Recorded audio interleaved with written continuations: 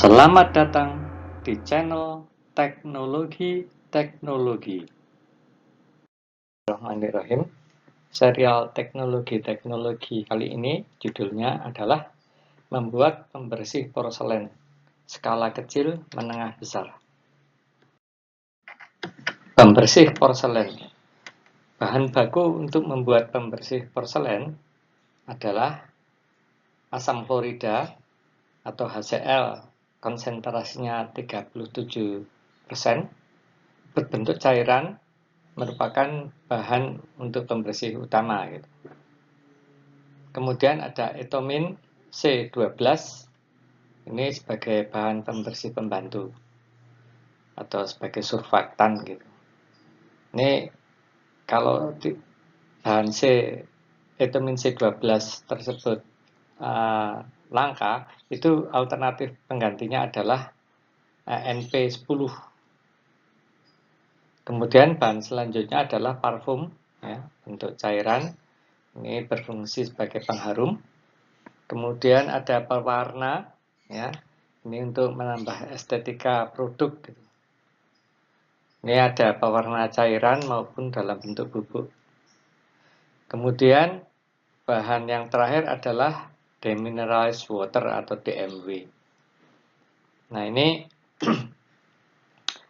DMW ini produk dari pabrik di mana airnya itu mineralnya sudah dihilangkan, makanya disebut demineralized. Nah, kalaupun ini tidak ada, alternatifnya itu bisa menggunakan aquades, pun misalkan untuk percobaan skala kecil atau industri kecil terkait dengan harga DMW, ini kalau ini dirasa berat, maka bisa diganti dengan menggunakan air biasa. Tapi ini harus dites dulu, artinya harus dicek nanti produknya itu ada pengaruhnya enggak. Kalau air biasanya tersebut mineralnya itu kandungannya relatif rendah, itu tidak apa-apa. Tapi kalau ternyata kandungan mineralnya cukup tinggi di dalam air biasa tersebut, maka ini ada potensi masalah, yaitu mempengaruhi kualitas produk. Terkait dengan faktor keselamatan kerja, ini yang perlu diperhatikan adalah asam klorida atau HCl. Ini merupakan asam yang kuat, sehingga dalam memproduksinya atau nanti pada saat membuat produk porselen itu sebaiknya menggunakan sarung tangan karet. Kemudian produk ini HCl ini atau asam klorida ini diletakkan di tempat yang khusus yang jauh dari jangkauan anak-anak. Nah, kemudian formula untuk pembersih porselen, ini asam kloridanya 25%, kemudian etomin C12-nya 2%, parfum 0,3%, kemudian pewarna 0,002%, sangat sedikit gitu. Kemudian air 72,7%. Nah, ini ada catatan untuk pembuatan skala kecil, katakanlah skala percobaan 1 kg, karena pewarnanya itu sangat sedikit 0,002%, maka bila timbangan tidak bisa mendeteksi, maka diperkirakan saja gitu. Tapi nanti untuk pembuatan skala lebih besar, katakanlah 10 kg, 100 kg, 500 kg, 1 ton dan seterusnya, ini harus diperhitungkan ini, karena ini kan juga menyangkut kualitas dan juga nanti harga gitu. Jangan sampai timbangannya itu tidak sesuai.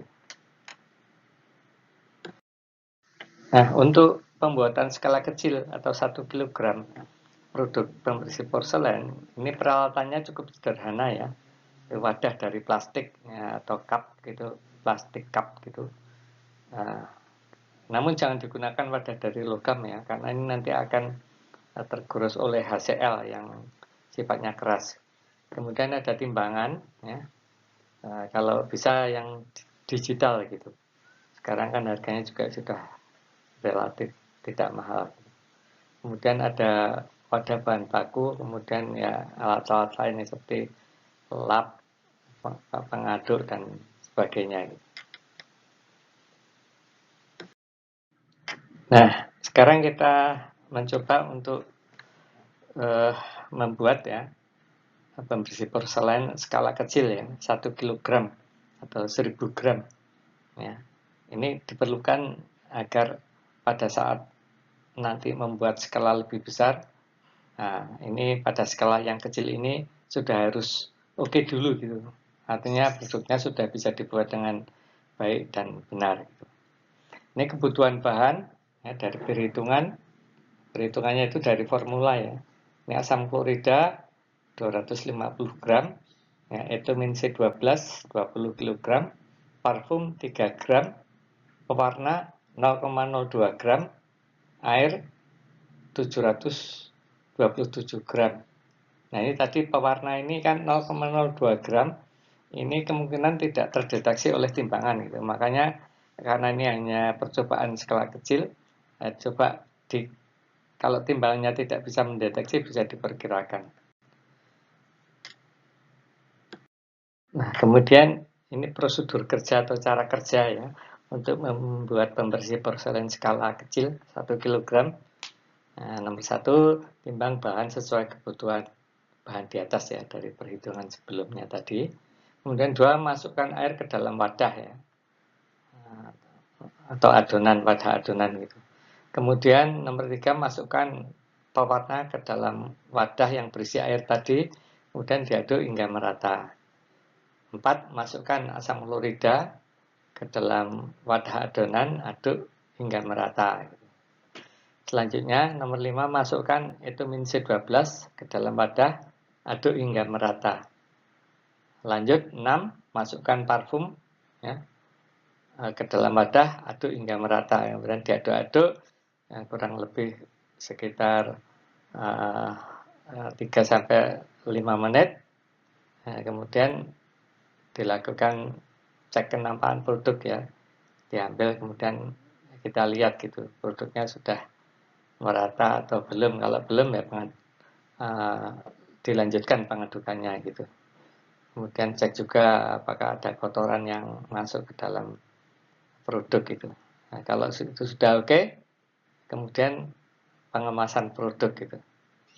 Atau kalau ingin dicoba ya coba saja gitu untuk membersihkan porselen yang ada gitu, baik wastafel maupun kloset gitu dan lain sebagainya.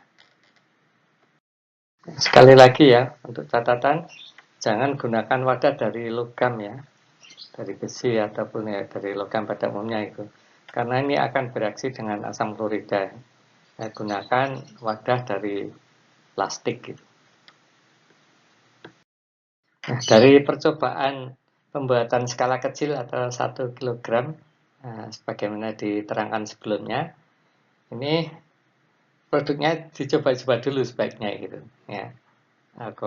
Bagaimana performance-nya atau kinerjanya untuk membersihkan bahan-bahan keramik gitu atau bahan porselen gitu. Nah, kalau memang dirasa itu sudah oke, ya. Nah, ini kemudian bisa untuk membuat skala sedang gitu. Ya, ini 10 kg ya. Ya, ini formulanya sama gitu. Formulanya adalah sama dengan yang pembuatan 1 kg. Ya, ini asam klorida 25%, etomin C12 2%, parfum 0,3%, pewarna 0,002%, dan air 72,7%. Nah, perhitungan kebutuhan bahan untuk membuat pembersih porselen 10 kg ini bisa dilihat ya, asam kloridanya ada 2,5 kg, etomin C12-nya 200 gram, parfum 30 gram, ya, pewarna 0,2 gram, kemudian airnya 7,27 kg. Nah, selanjutnya peralatannya ya, ini ada prinsipnya sama dengan yang 1 kg, hanya ini butuh alat wadah yang lebih besar gitu ya. Wadah atau sebagai tempat reaksi bisa digunakan ember gitu ya, asalkan yang terbuat dari plastik gitu, jangan gunakan wadah dari logam. Kemudian ada timbangan ya, pengaduk ya, kemudian wadah bahan baku dan kain lap lah. Nah, sekali lagi bahwa asam klorida itu asam keras ya, sehingga pada saat pembuatan baik yang skala 10 kg maupun juga skala yang kecil tadi sebaiknya tetap menggunakan sarung tangan karet ya, hindari cipratan ke kulit apalagi ke mata, dan jauhkan produk HCl ini dari jangkauan anak-anak. Mengenai prosedur atau cara kerjanya itu, yang pembersih porselen 10 kg ya sama dengan yang tadi skala kecil 1 kg ya. Ini satu, timbang bahan sesuai kebutuhan bahan di atas. Kemudian masukkan air ke dalam wadah. Kemudian masukkan pewarna ke dalam wadah, aduk hingga merata. Masukkan HCl atau asam klorida ke dalam wadah, aduk hingga merata. Nah, setelah itu masukkan etomin atau C12 ke dalam wadah, aduk hingga merata. Gitu. Terakhir masukkan parfum ke dalam wadah, aduk hingga merata. Ya. Kemudian diaduk-aduk, karena ini skala besar, ya mungkin aduk-aduk antara mungkin 10 menit sampai 15 menit gitu, sehingga campurannya itu menjadi homogen gitu. Kemudian cek kenampaan produk. Ya. Kemudian ya lakukan pengemasan. Nah, kalau Anda mau mencoba ini juga lebih bagus itu diambil produknya sedikit, kemudian dicoba untuk membersihkan produk-produk porselen ya seperti wastafel atau ya kloset dan juga mungkin lantai. Nah, untuk pembuatan pembersih porselen skala menengah hingga skala besar, semisal 100 kg per batch atau per adonan, atau mungkin 500 kg bahkan 1 ton dan seterusnya gitu. Ini pada prinsipnya formula dan cara kerjanya kurang lebih sama ya. Nah, dengan yang skala kecil ya tadi mungkin 1 kg atau skala yang 10 kg gitu. Nah, hanya saja untuk skala yang lebih besar tentu saja membutuhkan peralatan yang lebih besar. Nah, ini ada gambar gitu, contoh gambar ini yang untuk skala 50 hingga 100 kg yang ada di sebelah kiri ya.